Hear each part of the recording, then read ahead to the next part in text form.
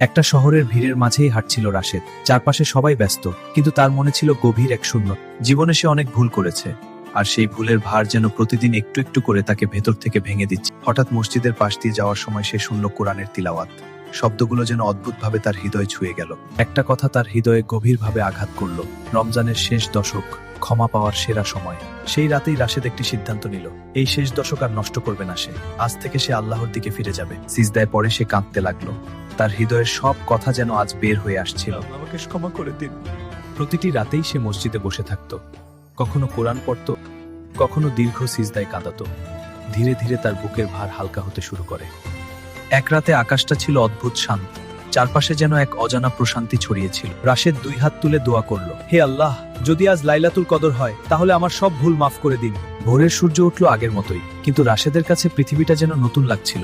তার মনে এখন একটাই অনুভূতি, শান্তি। মানুষ ভুল করতেই পারে, কিন্তু আল্লাহর দরজা কখনো বন্ধ হয় না। সত্যিকারের পরিবর্তন শুরু হয় একটি আন্তরিক তওবা থেকে।